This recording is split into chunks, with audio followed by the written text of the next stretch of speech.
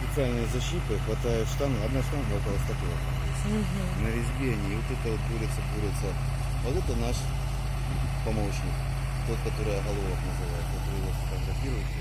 Без него никуда. Всякие случаи.